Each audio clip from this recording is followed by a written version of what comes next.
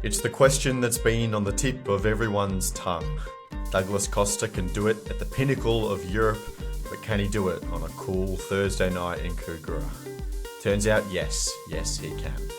It's always the question when a big marquee comes to town, but Costa's debut performance in Sky Blue will go a long way to dissuading those fears. Yes, it was just one game. Yes, it was in the Champions League too. Yes, it was against a team from Hong Kong that Sydney should be beating comfortably. Apply all the asterisks that you want. But Douglas Costa helped create all three Sydney finished goals, shaping the Sky Blues into a scary proposition for the 24-25 A-League season. The Mariners got their AFC campaign underway as well this year against Asia's absolute elite.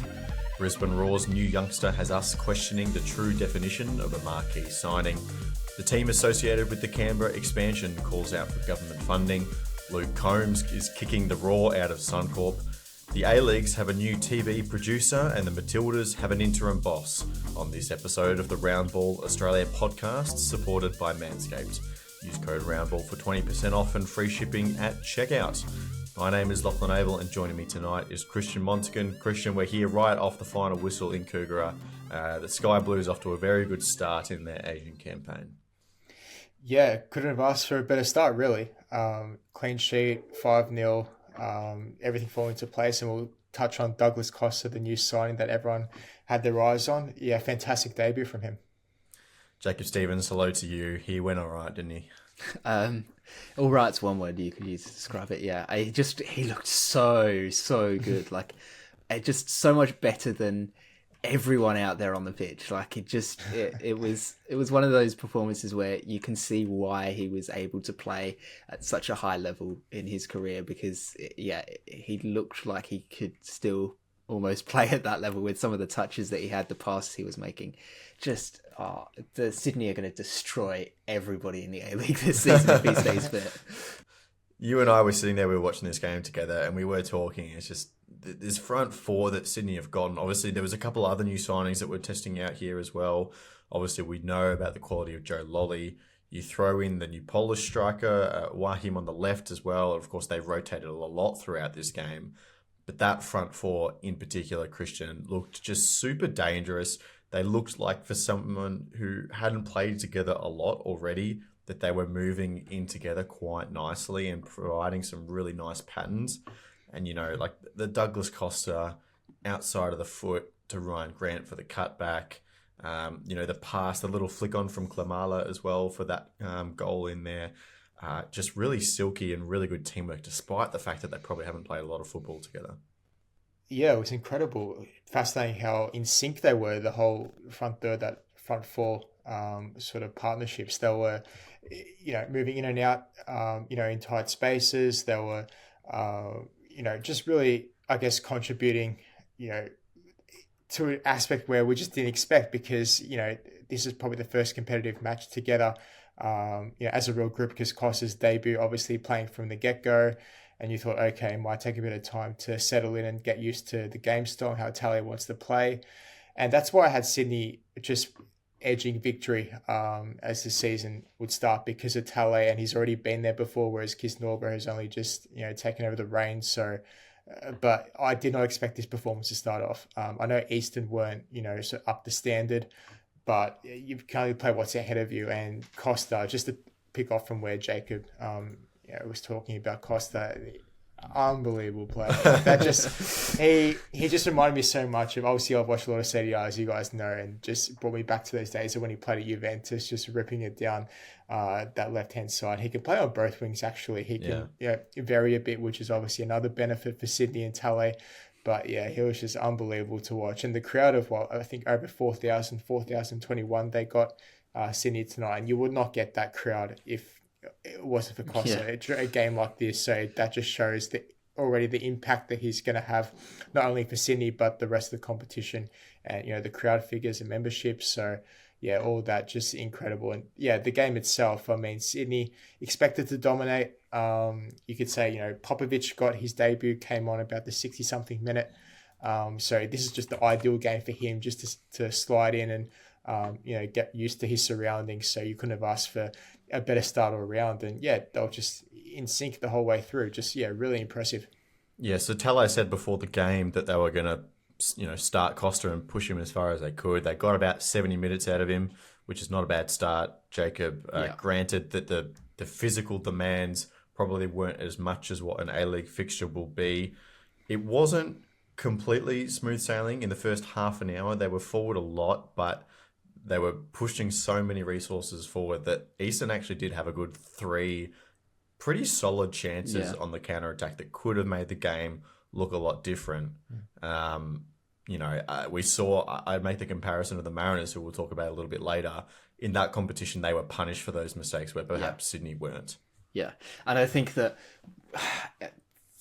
it might be something that A-League teams could punish them for as well. Not necessarily all A-League teams and not consistently, but I think that A-League teams are more likely to exploit them on the counter and do so effectively and efficiently than Eastern managed to, because while they were able to find that ball in behind, it was then a case of sort of fumbling around once they actually got to the, putting the ball in the back of the net bit, which obviously don't rule out A-League clubs to do the same, of course, because there seems to be a knack of doing that sort of stuff in the A-League. But you would expect more clubs to be able to take advantage of that. And it is very similar, as you touched on, to the same issues that the Mariners were facing with having such aggressive fullbacks. But I think that it worked for Sydney because they were able to weather that, and part of that through Eastern's just poor finishing and then the ability to continue on from that, push on, and with so many bodies forwards and so many players attacking, they were able to put 5 past them. And of course, not all of them were scored by Sydney players, but those goals came from somewhere. One of them was actually that was a nice diving header by the defender just into the net. But no, it looked like a really dynamic attacking setup that they had. And, we were sort of discussing how they were set up in possession, and we couldn't really quite put any sort of structure to it because it changed every time we sort of figured it out.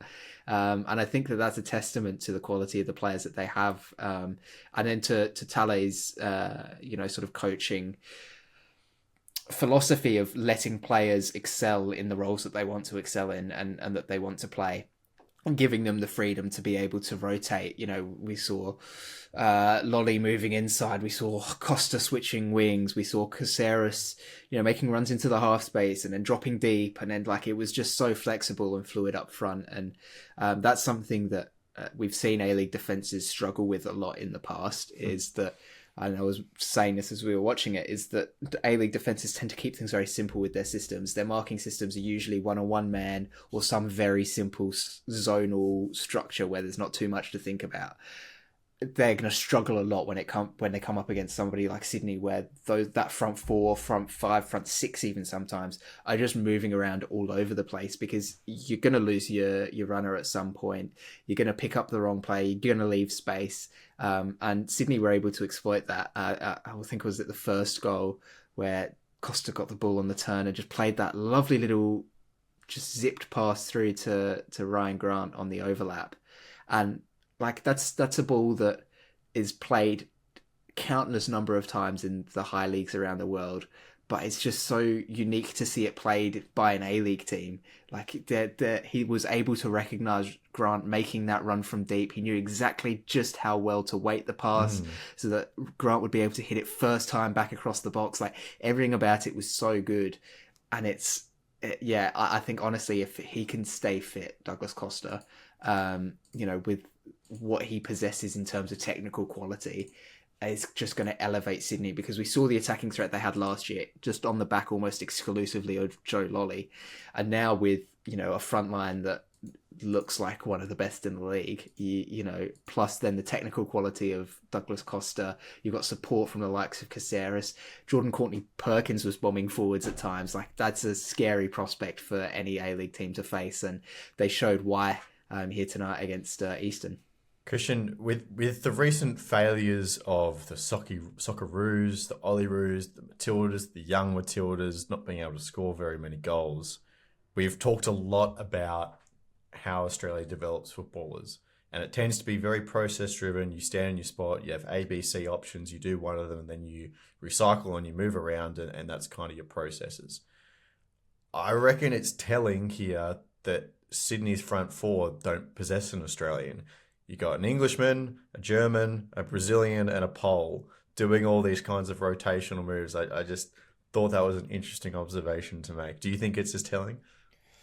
I mean, it could be a coincidence. I think it definitely is telling because I think I've always argued in the past, definitely now in modern day football, that it's too systematic. It becomes a bit boring, a bit predictable. And if you've got a player like Douglas Costa, for example, he just does his thing, right? Like if he gets the ball, he won't think twice about, all the systems in place, what he has to do. He just needs the freedom to run, do what he has to do, showcase his creativity, showcase his skills, and you saw that today.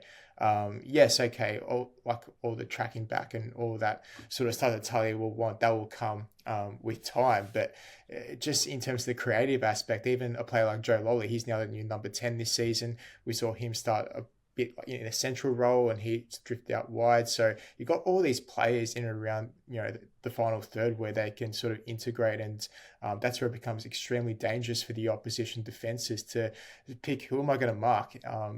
There's so much pace there as well. Really frightening scenes if you're an A-League opposition watching that tonight, really. I'm exactly like Christian nailed it there with that who am I going to mark thing, because you go, given the season he had last year, easy, we'll just double team Joe Lolly. But that means nobody's marking Douglas Costa.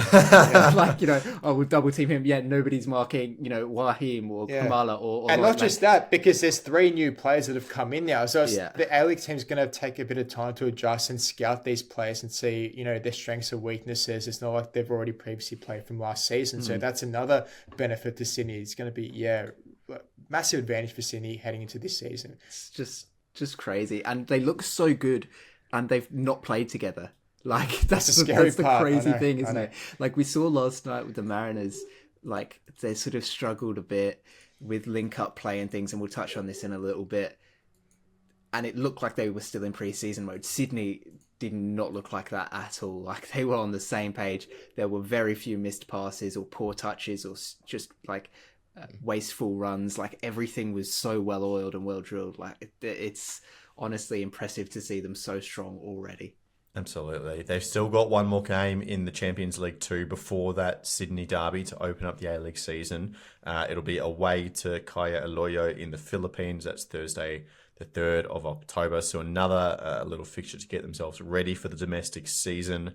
In terms of other results in the Champions League 2, we'll just cover across Sydney's group. Sanfrecce Hiroshima, the Japanese side, got a 3-0 win over Kaya. So Group E in the Champions League 2 going how we thought it would so far. It'll be a pair of really tough games between Sanfrecce and Sydney, of course. We'll keep reminding you, Tolgay Arslan, part of that Sanfrecce team. So it's going to be great to see him back in Australia as well. Of course, the other game in Asia this week was the Central Coast Mariners up against Shandong Taishan in China for the Champions League Elite.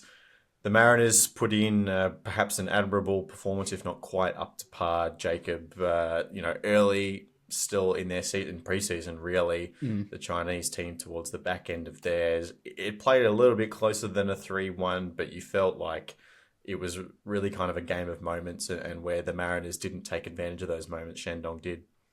I do think that the Mariners look good though, and for most of the game. I mean, that first half they were on top, except for maybe the first 5-10 minutes. I thought they were really well structured, even though they only had 2 in the midfield. It didn't, necessarily feel like it. They had a pretty strong control over that part of the pitch. Defensively, some good adjustments were made because obviously when the game started.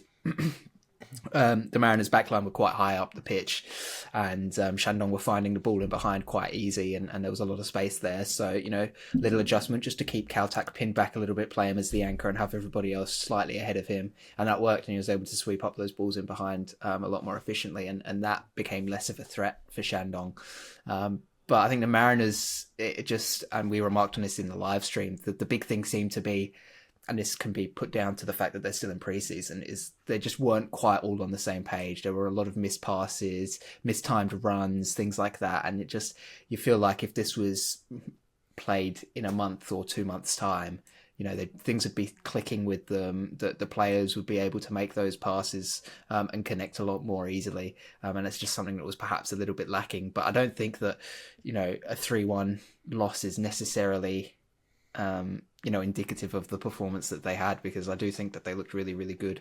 Obviously, fortunate to get the penalty after half time and then brought back into the first half to take it. But they looked like a goal scoring threat for a large part of that first half anyway. So I think it was arguably well earned considering the efforts that they'd put in. And then in the second half, it looked like there was probably a case of tiredness in there as well, perhaps not quite match fit. We saw Sainsbury make a sloppy pass, which led to a goal.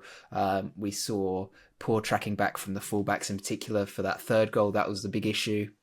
It was Moragus on that left-hand side, wasn't it, for that third goal? Yeah. Just didn't track back and left a lot of space for Shandong to attack through. So it's just little things like that. And as you mentioned, Lockie, they're still in pre-season, so we can't expect them to be perfect. But I do think that it was a good showing, and I think it sort of shows the level that the Mariners are at, and the fact that they can take the fight to these, bigger teams and potentially better teams in some cases with the draw that they have got. There's an argument to be made that the Mariners should do quite well in this tournament if they can compete and play like that in every game. Obviously, it's not a given, but I do think that there are good signs there that they'll have a strong campaign here in the Champions League, but also in the A-League this season as well. Christian, what an absolute peak A-League moment that was in the Champions League. We get to halftime, the halftime whistle goes. People are literally walking off the pitch. We were, as you say, Jake, we were on the live stream. We started doing our halftime reflections. All of a sudden, out of the corner of the eye, the referee's running over to the VAR screen. Gives Mariners what can only be described as a soft penalty. Maybe it's there, maybe it's not, whatever. But just all the gamesmanship that then took place after this. The Shandong players having absolutely none of it. A couple of them got booked by the referee. Ryan Edmondson was in there trying to keep them away from the penalty spot. He got booked as well. Docker's just trying to keep a calm head. Ends up slotting it, then giving a bit back to the Shandong crowd as well, giving the shush and we can't hear you. And all of a sudden we have now the keeper's jumped over the fence to get in his face because he's disrespecting his supporters. It really all kicked off after the halftime whistle. And you forgot to mention the photographer, Jake. Yes, of course. Yeah. That was the best moment of the whole thing. It was. So actually, I switched tabs. So once the referee blew the whistle for halftime, I thought, okay, that's it. We predicted 1 minute of added time. It was about, I think, 3 or 4 minutes. And then out of nowhere, a minute later, you see the ref go into the VAR monitor. And the rules state that if there is an incident that happens before he actually blows a whistle, he can indeed go back to the state of play and sort of, how do you say, not make it half time, I guess. And then he's obviously given the penalty, which, yeah, you could probably see it as a 50-50. I mean, was he going to get to the ball or not? It was a bit of a shirt pull. We saw that. Even with Trent Sainsbury, he got pulled in the first 2 minutes and we said, okay, that could have been a penalty as well. So there were a few of those moments, but I guess you can say, yeah, fortunate for the Mariners, but you've got to convert the chance, and Docker slotted it well. And then, yeah, the drama with the celebration. I mean, away from home, shushing the Shandong fans. I mean, make it of what you will, because it was a pretty spicy first half. There was a lot of, flying tackles. A lot of good challenges flying in. So it was a very physical battle, and it's sort of just boiled to the point where, it was really tense from both ends. And then you saw in the second half, Shandong took that personally, and you saw a real intent, especially in that first, 15, 20 minutes after the break. And they got on the front foot and converted their chances. But I think for a Mariners perspective, what they'll take away from this opening game is you have to be switched on from minute 1 to minute 90, because we saw the opening goal they conceded, Caltech, basically half asleep. He should have been goal side. He wasn't. So, we argued that, Caltech actually had a good game after that. But in those moments, it's actually too late, because you're already 1-0 down away from home. You're chasing the game already. You've got to be switched on all the time. And it's those little lapses in concentration. It's a young side as well, obviously still in pre-season, like Jacob touched on. But you cannot ill afford to make mistakes like that, especially so early in the game. And to the Mariners' credit, they did come back well after they conceded, but in the second half, you could tell the quality and the talent difference between the sides. Although it wasn't big, it's not a massive gap, but you could just tell that the Mariners still have a bit of polishing to do. I think it was really a sign of a high quality game of football because both teams had very clear tactical identities. Shandong were very quite passive off the ball. They didn't seem to have any interest in winning it back in dangerous areas. So they were looking and waiting patiently for their opportunities. The Mariners were playing this three at the back. In the first half, it was Docker moving forward into half spaces. In the second half, it was Lucas Mirages. And, they both had their styles and it just came down to these moments. And yeah, Caltech probably could have done better on the first goal. It was a wicked ball in and a good header. Caltech also, it should be said, gave away that pass, as you said, Jacob, for the second goal. Trent Sainsbury was very lucky he didn't do the same thing about 5 minutes earlier when he coughed up a ball at the back.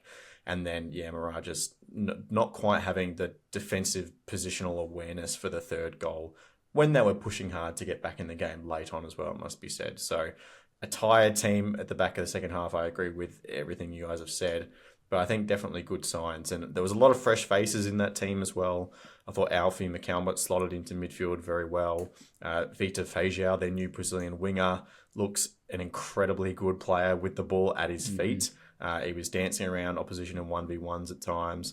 Heidelberg signing, James Ngor had some moments. Mirages was, I think, good. And obviously Sainsbury there with his first Mariners cap in a decade as well. So a lot of new faces. Pavlicic in goal as well, not technically new, but new to the first team. So there's a lot of room to grow for this Mariners team. But yeah, I think they can be proud of a 3-1 game away in the first match day of the Asian Champions League Elite. In terms of other results in the Champions League Elite, Kevin Muscat's Shanghai Port drew 2-2 to Malaysia's Johor. John Hutchinson's Yokohama F. Mariners lost 3-7 to Guangzhou, which is quite a wild scoreline. That's a lot of goal difference to make up. And then the other Australian connection is Kenny Dougal and Curtis Good, playing for Thailand's Buriram United. Nicked a point off Vissel Kobe, the Japanese champions, so that's a bit of a scalp for them as well. And a potentially tough matchup for the Mariners next time around as well, because they've got them as their next game at home. And if they've just gone and taken a point off of the J-League champions, that's, I think that speaks about their credentials as a team. So it could be a tough test for them. Absolutely. And of course, Melbourne City lost that game to Buriram at home last year in the Champions League. So interesting clash. That's coming up Tuesday, the 1st of October in the second match day. Before the A-League kicks off. So another round of Champions League football to come before our domestic season. But let's head to the A-League. We talked about the signing of Raphael Stroik on the last episode of the podcast, but plenty has happened since, because in a month where Sydney and the Wanderers have announced the signings of Douglas Costa and Juan Mata, the question has to be asked, have Brisbane Roar actually pinched the best marquee of them all? And Christian, I'm going to question what the definition of marquee player here is, because after Brisbane Roar socials absolutely exploded after this signing, their Instagram, to get some numbers, jumped from under 70,000 followers to over 105. So that's a 35,000 increase in their followers, almost 50% of what they had.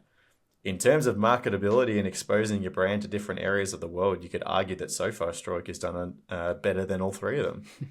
Yeah, you could definitely argue that. I mean, so how many followers does he actually have on I think it's like 5 million on his personal account. Because I saw a post, last night on the A-League socials, I saw that I think Douglas Costa has about 7 to 8 million followers, and I think Mata 9 to 10, something like that. So, he's 21 as well. You got to remember, like, this isn't like, an experienced player coming in. This is just sort of come out of the blue, out of nowhere. And we've just learned that, he obviously made that appearance against the Socceroos, and we admitted that we didn't really take note of him. We weren't aware. From a marketing point of view, obviously it's a big coup for the Brisbane Roar, because they're a club, one of those clubs in the A-League at the moment who are desperately in need of a real boost in terms of the marketing side of things, because on the pitch, you could probably argue that it's not looking all too great, although they are focusing a lot on youth and all that sort of stuff. To have this injection is, nothing but positive, I'd say. So, if they can deliver on the pitch as well, then that's an added bonus. But to bring in a new audience, a few Indonesian followers wouldn't hurt, would it? And then obviously Brisbane, obviously owned with the ownership from the Indonesian group. I forgot the name off the top of my head, but they've been in partnership for over a year now, I believe. So obviously, using their ties there to make this transfer possible. So we'll see what happens. Yeah, quick Google search actually showed 4 million followers on Stroke's Instagram account, but I think barely you even worth still having get an the picture. account at that point. Yeah. It's still very conclusive. And, it just shows in some way what, the untapped nature of the Asian market is in certain areas. We even felt a little bit of this effect last week. We did a watch-along live stream for the Socceroos game against Indonesia, and our viewership numbers on that stream absolutely blew everything else out of the water. We got something like 3,500 extra views after that stream was published, and 80% of those viewers were from Indonesia, which completely smacks our numbers out of the park. So it's clear that Asia, in terms of their love of football, is there, and perhaps that's an opportunity that the A-League have missed at some point. The Raw have also, since this deal, picked up another young visa player, 21-year-old Ecuadorian winger, Nisa Acosta. He's an under-17, under-20 Ecuador international, Jacob. Brisbane obviously going super young on their international players this season. Well, Christian just touched on that. They seem to be starting to follow the trend of prioritising younger players. And, I mean, why should that not be the case with your foreign signings as well? I mean, we've seen how many times it's failed to work for some of those older ones in their 30s coming here. Their body can't hold up in the heat, or they just can't get accustomed to things over here, and they sort of whimper away without much of an impact. If you're bringing in a younger player, a bit of fire, a bit of passion, and fight to want to, make something of their career, then they're more than just here for a holiday sort of thing, right? Then I think it's a good move. We're always praising the Mariners for doing similar, so the fact that Brisbane are starting to do it as well, I think is a good sign. And look, there's a lot of criticisms from Brisbane fans about the way that the club has gone about things recently, especially with the ownership situation there. But in terms of these two signings, I think it's a really fantastic look for the club. And, I'm really hopeful that they can perform on the pitch, because, we've seen in the past this idea of trying to bring in players to open up new markets, and it's not always necessarily worked. Adelaide United were one example, with Yongbin Chen from China, who came over and didn't even ever play, and just sort of, it was a complete waste of time on everybody's behalf there. So you do hope that these guys can have a bit of an impact and make a name for themselves on the field as well as off of it, because obviously the Raw are going to need it, but it's also good then for the league, builds the profile of the league up as well. And I think tapping into these sort of slightly undervalued markets in a way, right? Like these Southeast Asian countries, or some of the smaller South American nations, where we know that there's strong footballing culture, but they perhaps just don't get chances on bigger stages. A bit like happens with Australia. We can sort of be that, I guess, stepping stone now between really undervalued, underrepresented markets and the really big ones. And so, sort of seeing these signings come in, I think it's a good sign that, players and their agents and things are starting to value what the A-League offers for the players themselves and the opportunities that presents them. Yeah, one quote out of his press release at Brisbane Raw, he said he was excited to join. The term was growing, but also a visible league. It's that trick of, the A-League does have a few more international eyes on it these days. So exactly as you say, the opportunity for young international players to come to the A-League for a little bit of a step up, but actually know that perhaps it's a lot more visible than where they were in their home country. I think Brisbane are a work in progress as well, in terms of it's more of a long-term project for them, and patience is really going to pay dividends, in the next 2 to 3 seasons, for example, because they've got, CEO in, I believe, Kaz Patafta, and then CEO of Zach Anderson. So Patafta's 35 years old, Anderson's 33. Like, that's a very young core to manage at the top of the hierarchy there. So they've got, new ideas, new visions. They're looking more into youth, like we've said. So that's all going to take time. It's not going to happen overnight. So I'm actually really excited to see what they can do in the next couple of seasons and see where this project leads them. They're going even harder on that youth angle because Brisbane also announced that they'd pitched 2 academy prospects from Sydney FC. It's usually Sydney FC doing the poaching, but it's the other way around here. Christian Jacob Rossetti and Pearson Casawaya, both on scholarship deals.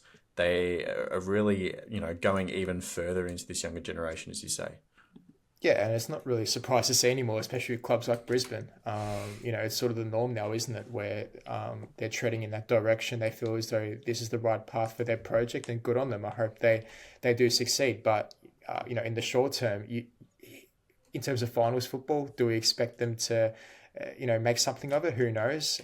We've seen crazy things happen in the A-League, but, I think we've seen in previous podcasts that teams like Melbourne Victory and Sydney FC, this is where they're really taking advantage of these sort of clubs because, Brisbane, Adelaide, Central Coast, Wellington, all of these teams are sort of, you feel as though they're taken, a bit of a step down or a drop off, in terms of focusing more on the youth side. But you've got Victory and Sydney saying, oh, hold on, we've actually got a real opportunity to capitalise here and, sort of make a run for a championship in the next season or two. So that's where the balance is going to be interesting this season. Can anyone sort of defy that and really, knock those big 2 clubs off their perch? We'll see. Here's one save just for you, Jacob. Alexander Popovich is returning to the A-League, but not Adelaide United. The Reds did reportedly try to get him back to the City of Churches, but instead he's heading to Sydney FC on, I believe it's about a 4-month loan deal, so towards that December-January period, with an option to buy, interestingly. Yeah, just looking at it from that perspective in terms of the length of the loan, I believe from what I've read was the sticking point for Adelaide, and I'm taking that to mean that they would have wanted him for a longer period of time than just until January. So, the fact that Sydney were willing to accept that suggests that if they don't exercise that option to buy, that they will be looking for somebody in January to bring in. So that's something to keep an eye on for Sydney fans moving forwards into that January transfer window is, whether or not that option is picked up by the club to keep Popovich around. I don't see why they wouldn't, unless he's a complete failure or gets a big injury, because he's a more than capable starting quality centre-back in the A-League. Obviously still very young as well, still on that sort of upwards path in his development. He's nowhere close to his peak yet. So, no, it's a really good bit of business from Sydney. And initially I was a bit confused and a bit angry as well because it seemed like Adelaide hadn't made an effort to bring him back, but then as the news came through later in the day, it was reported that they had actually made an attempt, which is just one of those things of it is what it is, right? This happens in football, and when there's a more attractive option for a player, they're going to take that. But also for the club, I don't think it necessarily makes sense to bring a player in only for a few months when the club needs centre-backs for the whole season, which they've just done by bringing in Jordan Elsey. He's on a 1-year deal. Shouldn't be much more than a depth option for them, but, beggars can't be choosers at this point, and the club needs centre-backs, so you've got to take what's available. But no, it was... it'll be good to see him back in the A-League because, he sort of fell out of favour a little bit in Korea. I think he might have had a little niggling injury at some point as well, which got him out the squad because he went over there and he was starting straight away and then sort of fell out of the squad a bit. So not quite 100% sure what's happened there, but it would suggest that perhaps the coach doesn't quite favour him as much, which is why he's happy to let him go on loan for this little spell. And that was Guangzhou, right? The team that just beat Yokohama 7-3. Yeah, exactly. Yeah. So, it's not like he's playing for a small club over there. It's one of the biggest in Korea. It takes one injury though, doesn't it, to really derail your career in a sense. It's a shame, but you get another centre back stepping into your position, all of a sudden you've got to fight for your place, and unfortunately for him, he hasn't been able to break back in. But I mean, he's going to Sydney now, where he's going to be partnered up with probably Matthews, right, in the heart of defence. Yeah. That's a very strong centre back pairing. Obviously, quite young, but that's one of the best in the league, up there with the Mariners, with Sainsbury and Kaltak, in my opinion, in terms of the potential quality for them. So, no, it's a good move for Sydney. It's probably a good move for Popper as well. A chance to sort of reinvigorate his career. It's not like one of those ones where he's gone away for a long period of time and it's not worked out and he comes back half the player he was. He's still the same player he was when he left because it's not been that long, right? It's been a season or half a season even. So, it's a chance for him to just sort of get back in touch with, these familiar surroundings of Australia. It's a league he knows. He's playing against teams that he knows well with people that he knows well. So, hopefully it's a chance for him to kick on because he's one of those players that could potentially be looking at, an Australia cap in a few years' time, right? So he doesn't really want to get put onto the wrong path now and have to completely redirect everything to get back on track with that. It's a case of, taking this opportunity now to sort of, recover, reboost and go again. And hopefully it pans out for him. And then the final bit of transfer news we have is over in Auckland, who have almost wrapped up their transfer business. Of course, we know that the window is closed, but a lot of these teams will have made signings already, just haven't announced them because despite Nicholas's best efforts, he can't get to every little bit of transfer rumour. So the clubs have a little bit of privacy and a little bit of time to get these out. But the signings they have unveiled is Uruguayan forward Guillermo May. He joins Belgian midfielder Louis Verstraete. And Chilean midfielder Felipe Gallegos Christian in Auckland. So they have said that they're going to announce another visa winger as well. So with those 4 players plus Hiroki Sakai, who slots in at right back, that wraps up their visa signings for their inaugural year. Did you practice those pronunciations, Lockie, before the podcast? Funnily enough, I actually have heard of Verstraete before as well. So I had that one in my back pocket. Really? I haven't really, seen much of them play or seen any news of them recently, but I mean, it's interesting because first of all, they tried to get the core base of their squad in terms of New Zealand players, and now they're sort of, petering out to, a few more foreigners to get that experience and that bit more extra talent in the squad. So I think Steve Corica has got a lot of tools to work with, but, we can't judge him, in their first season as such because this is going to take time. Obviously, a new established club first season. We don't know what to expect with some of these new players. Like all of us, we're just starting to learn about their capabilities and what they can bring to the table. So, yeah, from that sense, it'll be interesting. I really hope they do have a good first season though, because that rivalry, the Wellington Phoenix, already early on, it's going to be one heck of a rivalry. So, now looking forward to it. I'm just wondering, could they have done much better, do you think, in their first window? They've got a couple of quality Aussies, Scott Galloway, Jake Brimmer, I'm sure I'm forgetting a few as well. They've signed up a lot of really good local New Zealand talent, a few international Kiwis as well who have been playing abroad, and they've filled up all their visa spots. Hiroki Sakai definitely sets the bar high, but, with the network they have, I'm sure they're bringing in competent players. Do you think there is much more they could have done in their first year? I don't think so. Do they get extra leeway in that first season as established club in terms of salary cap and stuff, or are they on the same playing field as the rest of the clubs? Couldn't tell you. I'd find it hard to believe they would. I'd imagine they'd get a slight bit of leeway, but I mean, I could be wrong. But no, you're right. I don't think they could have done much better for a first time transfer window. They've got some really promising players in there, like you mentioned, Lockie. So well, might take obviously a bit of time to gel and to find that cohesion, of course. But, as time goes on, I'm pretty sure they've got some solid foundations to work with. I think they were helped out as well by the fact that there was a lot of talent that was let go this year by A-League clubs. So they were able to pick up a couple of solid pieces there. You mentioned, Lockie, like Jake Brimmer, for instance, is one of them. He's a former Johnny Warren medal winner that they've just been able to pick up on a free transfer because he's had a couple of off seasons, had a couple of injuries. He's not quite looked himself. That's a solid signing for most clubs in the league, and they're able to just pick him up. We haven't even mentioned Alex Paulson yet as well. Paulson, that's a huge one. So, they've got some good pieces. Yep. I think you're right, Christian. Like, my concern is that so many of these visa signings as well are coming in so late in the season. They haven't played a competitive game yet. It will take them a little bit of time to get going, I think. But yeah, I'll be really impressed if they hit the ground running and they win the first few games. Go, okay, they're a really serious threat now. But we'll wait and see. Would that have you predicting them to finish second? Not quite. All right, let's move on because we've got some important news to talk about on the back end of the A-League. The CEO of the Capital Region Football Collective, Michael Caggiano, has released a statement calling for local government to match the $3 million in funding recently committed to a Canberra Big Bash franchise, that's cricket, to go a long way to securing both a men's Canberra football side and the future of the women's team as well. This is a quote from the release. "This funding will not only complete a 7-year journey we have all been on together to bring a professional men's team to the capital region, it will also secure the future of our beloved Canberra United women's team."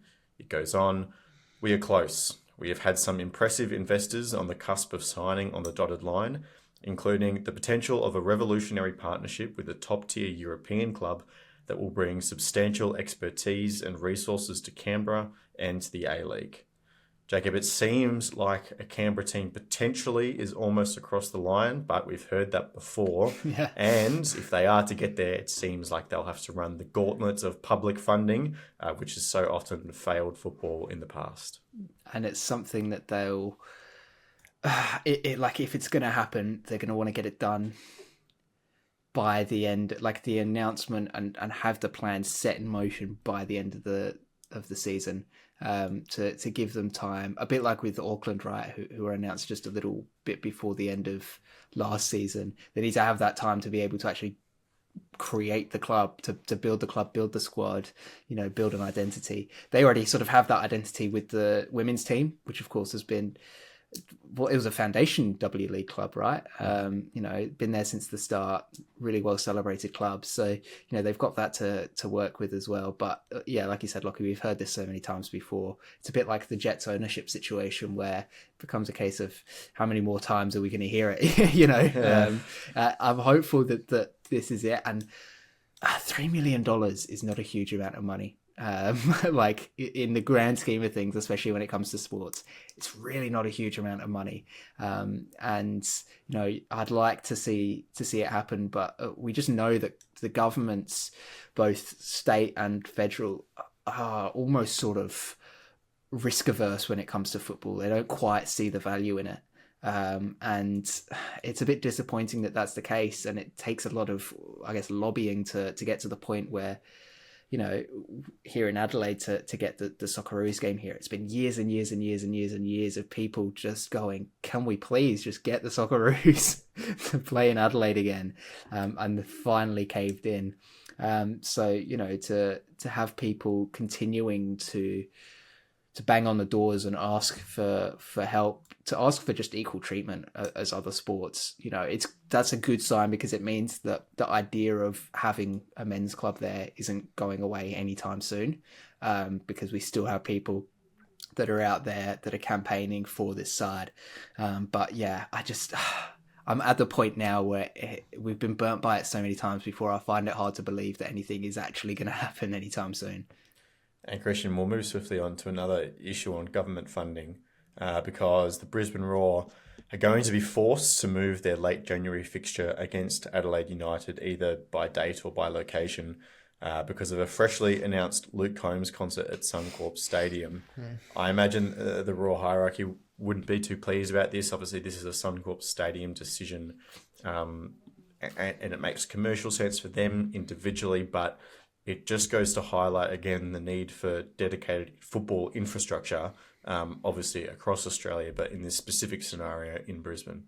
I think you want to take one positive from that news is that they're playing Adelaide United, so they can happily play in Adelaide and they'll take the 3 points. So I don't think that will be much of a problem for them. But no, you're right, Lockie. It's just further emphasises the point that new infrastructure is needed, but again, it all comes down to dollars. And we've seen other investment projects. You just mentioned the Canberra thing with the Big Bash, that investment opportunity that they're looking to tap into. And we're just competing with so many sports in this country. And that's the disadvantage of it all, really. It's great that we've got this diverse amount of sports, but at the same time, sometimes it just doesn't do football a whole lot of favors, on occasions. And this is one of them. It's only one game. It's not going to be the end of the world, but yeah, you're right. There needs to be something done at the same time.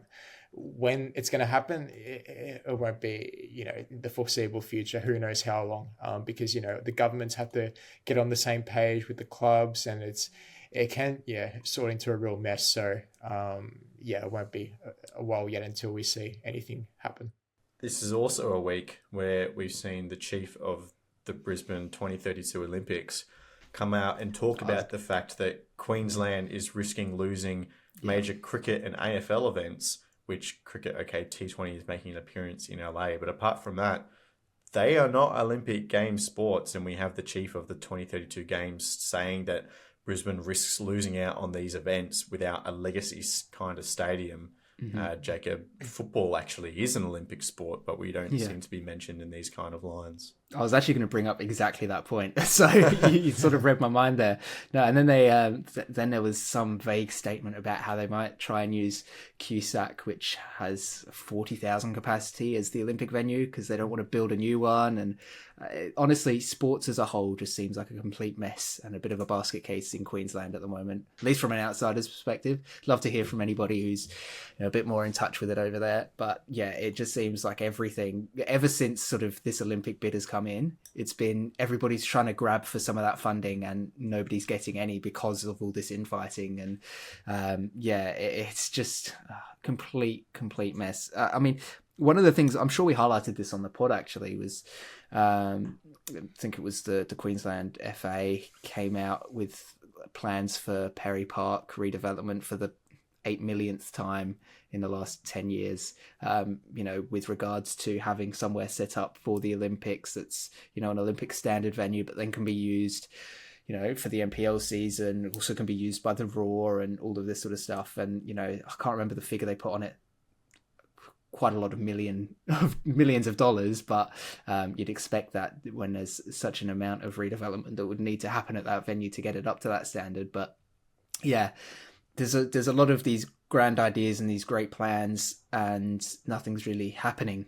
And it's not just football in Queensland that's affected by it, because athletics, even though you've got the Olympics coming, the only viable venue at the moment is one that's run down, and people around the country are sort of like, there's no way they're hosting the Olympics there. I mean, half of it's like temporary seating, the track's a mess, like it's going to take a lot of money to put into that to get that up to standard. Then you've got all these other sports that, even though they're not Olympic ones, there's suggestions they might be missing out on events because of the infrastructure problems there. So it does seem like a complete mess at the moment. Hopefully they can sort things out, because they've not got a lot of time until 2032 to do that in the grand scheme of things, right? It is 8 years, but those 8 years go fast, especially when you need to build a lot of stuff and put a lot of money into it. When I did the Brisbane Raw review end of last season for Round Ball, one of the lowlights I pointed out was the lack of fan attendance and the fact that Suncorp looked so empty. 90% of the time it was like 5,000 average, I think, something like that throughout the season, and you've got a 50,000 seat stadium. It just doesn't look good. It just, from a marketing aspect, it doesn't work. And I spoke to Zach Anderson before the season that just went past, before the season, so just after the Women's World Cup just concluded, and he said, we want to follow this blueprint of the Matildas' success, and bring in fans and all of that, but it's a completely different sort of proposition. You're dealing with Brisbane Raw side, who they're still growing. We just touched on before that they're focusing on the youth side of things. So, you're not going to get people through the gates that easily. They don't have big marquee name signings, the Douglas Costa and Mata type. So, it's in a sense, it's really disappointing. But what can you do in the short term? They've just got to play along with it. And don't forget as well, despite all the issues that we've been talking about, Queensland are one of the 3 states that have been given games for the 2026 Women's Asian Cup. Fascinating.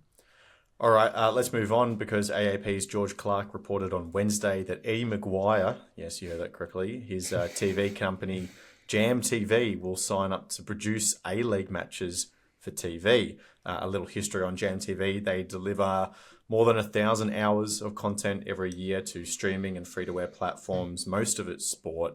This includes live broadcasts of AFLW, NBL, NBLW, and the Australian Golf Tour, and feature-length documentaries, including A-League All Access, which I'm sure many of our listeners will be familiar with. So not new to sport, not new to football, but new to football live broadcasting. Clark is reporting that alongside Gravity Media and EMG, it's a 2-year deal for Jam TV to produce A-League men's and women's matches. and this ends a 6-month period with NEP, who stepped in at the last second to cover when Global Advance went under last season. Jacob, as always, the proof is in the pudding, and we'll wait to see what gets dished up. But an interesting line from Nick Garcia here, who is the commissioner of the A-Leagues, quotes, along with the production of over 320 A-Leagues games through the seasons, this partnership also gives the league and our clubs more content to engage fans and showcase the great stories of our game. So hopefully that means more content like A-Leagues All Access, which in its first season, where we were doing the 25 to 30 minute videos every single week, was a real success. It was great. It was awesome to watch and get that sort of behind the scenes insight into, football in this country.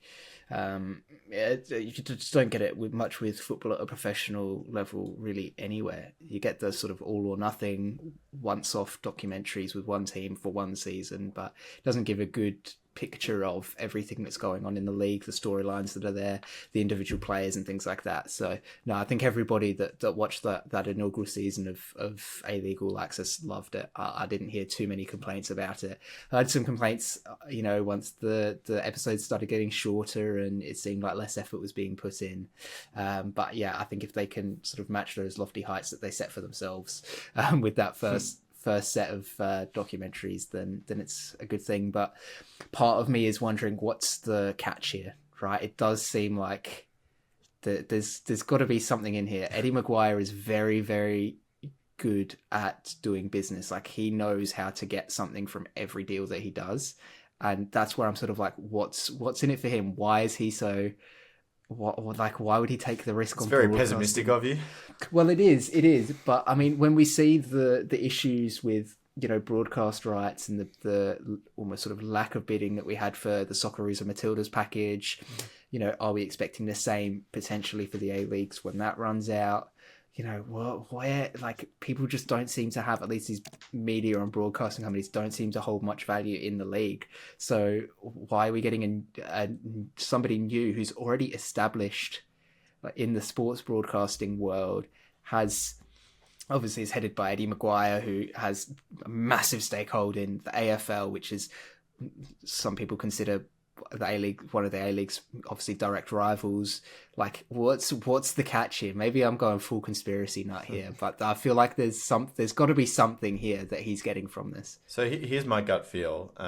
The reason why the APL chose Global Advance in the beginning of all this was because that there are two main players in Australia that are both reasonably high end, and Global Advance came in unsuccessfully in the end, but at a much lower cost package, right? So potentially, where Jam TV maybe wasn't available 3-4 years ago, whenever it was when they were negotiating, maybe they did, they have the scalability now to move up from the AFLW, the NBL, the NBLW, and offer services to the APL, but it's still not quite at that high end price, which perhaps it's a little more than it would have been if they were competing directly with Global Advance at this lower tier, but perhaps it's a little bit of a markup, but still that lower cost service. That's my gut.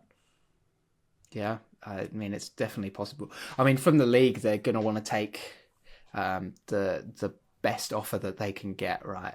Because you'd hope so, because you've seen all the complaints about the quality of broadcasts and things in the league over the last however many years now, and you'd hope that they chose wisely here, and given their Jam TV's history, right, you'd expect that they're definitely up to the task of it.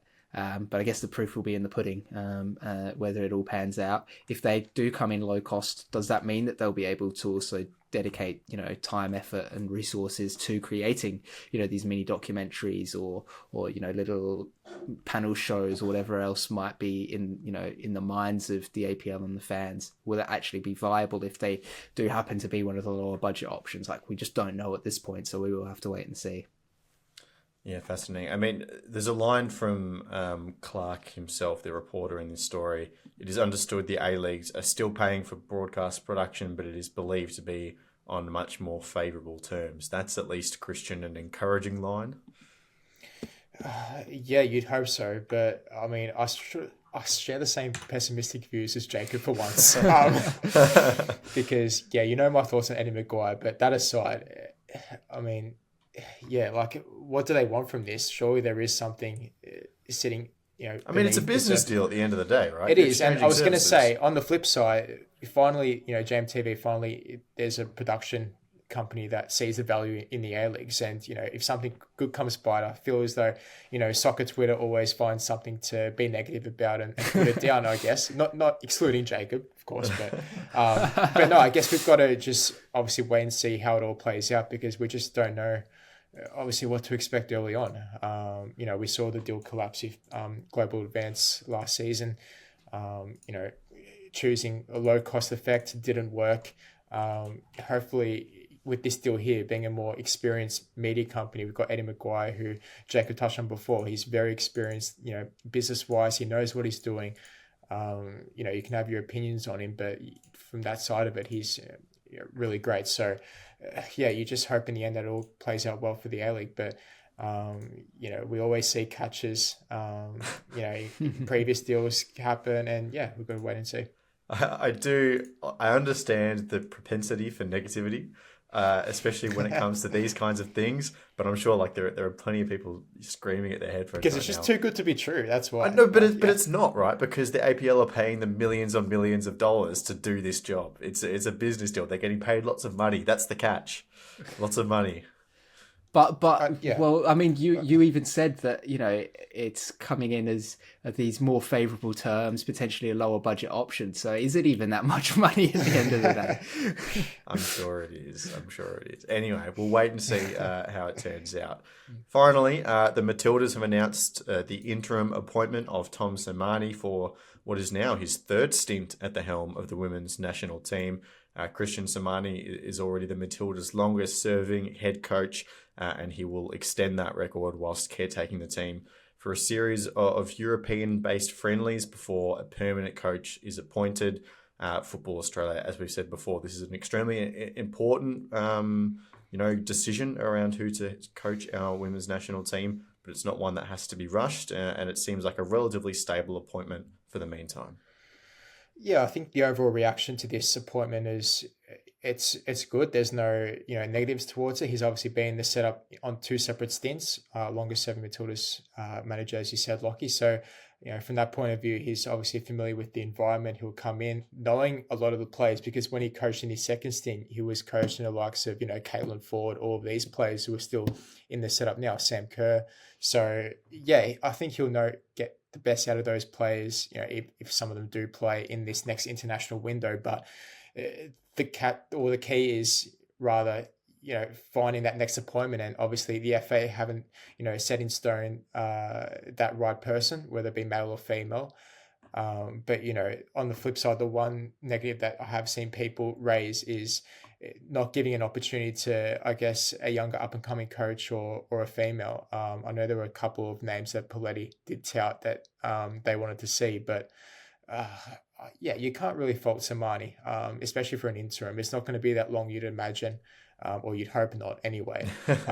So it's all about just being patient, finding the right time to get that right person in. Who will be? We'll have to see who that is. We will. All right, that will do for this episode of the Round Ball Australia podcast. Thank you again to Manscaped for supporting our show. You can use code ROUNDBALL at checkout for 20% off and free shipping. Jacob Stevens, thank you. Thank you very much, Lockie. And Christian Montegan as well. Thank you. All right, we'll be back on Tuesday for a review of the Australia Cup semi-finals. If you want to know... Try that again. Last few minutes, get through it. All right, we'll be back on Tuesday for a recap of the Australia Cup semi-finals. If you want to know our thoughts on those two games heading into it, we've done a preview that we put up on YouTube as well, so have a look, Round Ball Australia up there. But we'll be back, as I said, on Tuesday. Thank you very much for listening. Goodbye.